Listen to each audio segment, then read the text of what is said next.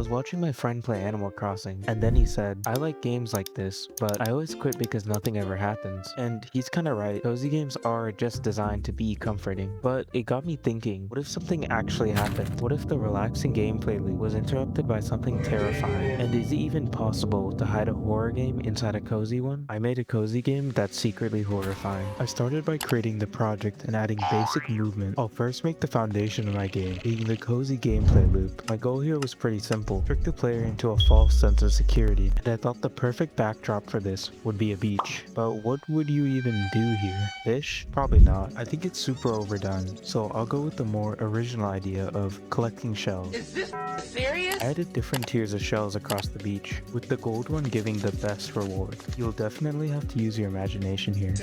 But that was a problem for later, because we have a much bigger issue. I could not have the beach look like this, so it was time to masterfully paint my canvas, and after adding sand, a sunset, and some palm trees, it was starting to look like a palm beach. All that was left to do was make the entire rest of the game. And yeah, this was the easiest part. Everything else will be way more freaky. To start, I'll create this shack. Inside, you'll see the prizes of each shell, and with the addition of this UI, you'll be able to see how many shells you have, and more importantly, your money, which is used to save up for this factory. Talking to this newly added raccoon will let you know the building's secret. Every 2 minutes, the property's value will increase, which doesn't seem that hard.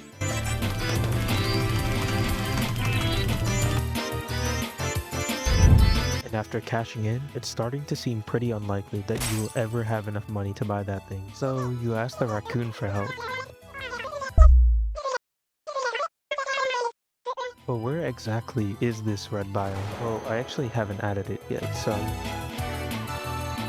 And during this process, I also added a shader just to make the game a little more unsettling. Now that you can see the terrain, it's only natural the player would stumble upon the land. So I'll give one warning from the raccoon if they get too close to the barrier. So considering all the warnings given, what's actually in there? Since there were already multiple warnings about going there, I wanted to make the rewards almost worth the risk. Only 2 types of shells would spawn there, red and gold, with red giving 50 times the value of a purple shell. So with the interest piling up and no hope to buy this thing, we finally stepped in. After collecting just the right amount, it was time to head back, but after a while of walking, it seemed like no progress had been made. It only took a couple minutes to get all the shells, but now it's taken double the time to get back home. So what's actually happening here?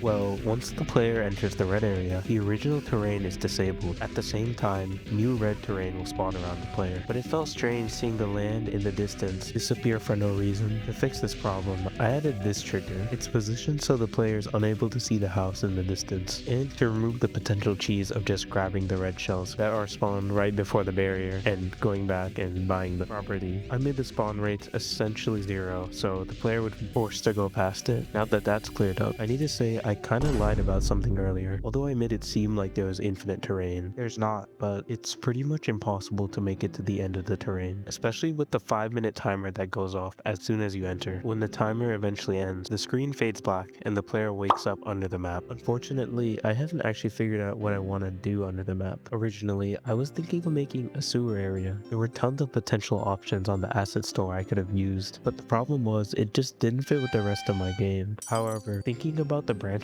paths of a sewer eventually brought me to the idea of a cave. They aren't utilized in horror games too often, I think, and could potentially make sense for my game. Even though I thought it was a great idea, I couldn't seem to make the type of cave I wanted in the Unity editor. So I had to use a skill set I had been actively avoiding the entire time I've been doing game dev: 3D modeling.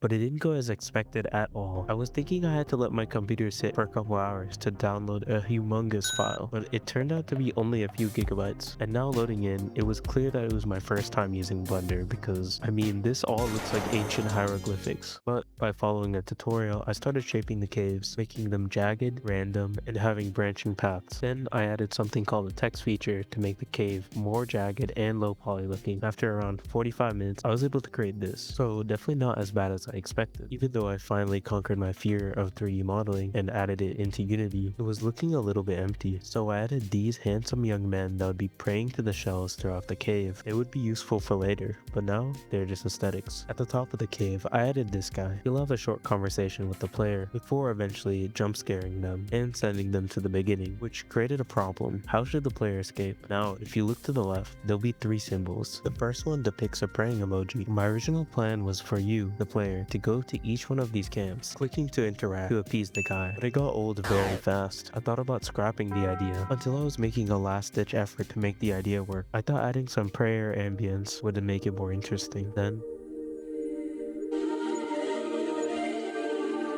hearing this majestic song made me think of a genius idea. Instead of just clicking on each shrine, I turned it into a rhythm game. So I picked 5 other songs and began to map my idea. My plan for the minigame was to make something like Guitar Hero, except much easier, because my players didn't come here to spend hours on a rhythm game. But how would I do that exactly? My solution was to remove these 2 sidebars, which makes the game significantly easier. So that's what I did. I started by making this UI for the rhythm game, added 2 buttons, and carefully mapped the tiles. But honestly, the songs I picked really didn't have much rhythm, so the tiles don't make that much sense actually. And here's the rhythm game. You get 3 lives, and as long as you press the button when half the note is in, you get a point. Now the player will just have to go around and play this minigame for all 6 chambers, and requirement 1 is complete. But before we move on to the second one, I mentioned a jump scare earlier that just isn't in the game right now, and that's because this entire time I was planning and researching how I could make the scariest jump scare. I mean, not really, but all I know is I have to get from this, which was my last attempt at making a jump scare, to something a little better. I started by triggering the global lights to dim when the dialogue finished, and added this flickering light. Rather than having the monster come slowly from the bottom, I wanted the monster to thrust at you in a split second, but it wouldn't be complete without some horror stock sounds, and this is the final result.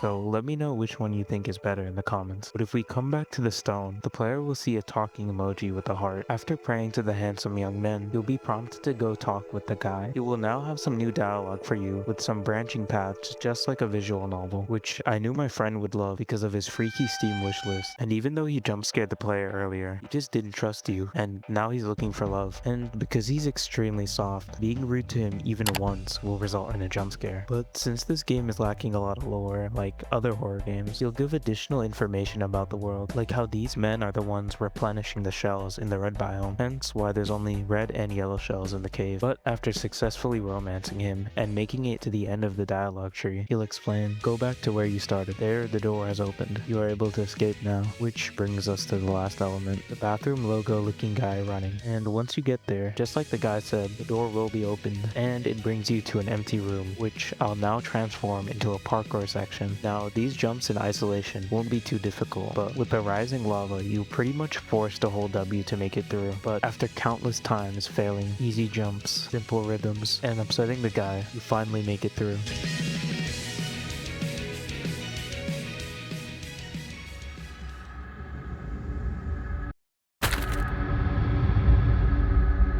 Well, it's been 5 months since I've uploaded, and this game is still kind of unplayable and just isn't in a place where I can show my friend. I also just have a lot more ideas I want to add, so support the video and show me you want a second part to this so I can finally trick my friend.